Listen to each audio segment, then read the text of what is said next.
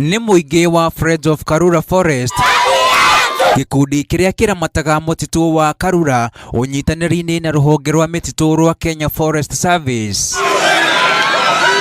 Maihũrĩtwo nĩ matũkũya makĩonania kwaga kũiganĩra kwao nĩ ikinya rĩa thirikari kũiyũkia ũngania wa mbeca kuma mũtitũ-inĩ wa Karura. We see this as a grand scheme, disempowering us as a community, forest association, and increasing the grabbing of our forest land. Nĩ itua rĩrakarĩtie mũingĩ wa Karura makiuga thirikari nĩ ĩremetwo kuonania ũigĩrĩrĩki wa kũramata mũtitũ ũyũ, kuona ona mĩĩrĩ ĩrĩa ĩkoretwo ĩkĩoneketetwo mũtitũ-inĩ ũyũ matirĩ mathuthuria ngero ici. It was not unheard of for dead bodies to be discovered in the forest.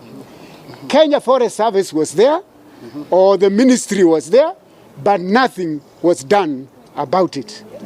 In one horrific incident, 18 bodies were recovered dumped within the forest. Maugĩte ikinya rĩrĩ nĩ ũgwati kuona rĩraiga mũtitũ ũyũ hatĩka-inĩ ya kũhamwo nĩ tũrĩa nĩme, oho makĩregana na mũbango wa rũhonge rwa KFS gwaka barabara cia kũingĩra thĩinĩ wa mũtitũ, makiuga ũcio nĩ ũitangi wa mbeca cia mũingĩ. Why would anyone want to spend money to tarmac trails inside the forest unless they have other ulterior motives? A forest does not require tarmac.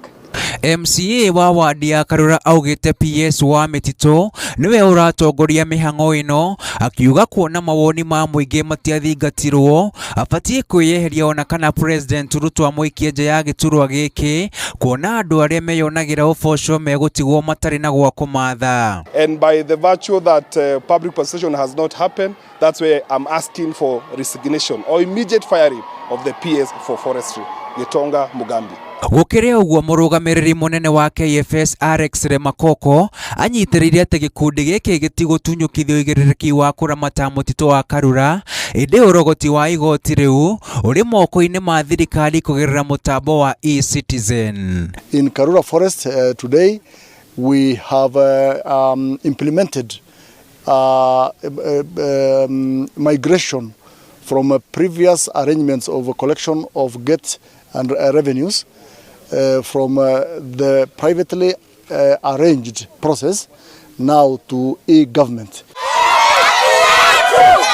Ngiribotera Inooro TV, rĩtwa rĩakwa nĩ Karega wa Buthia.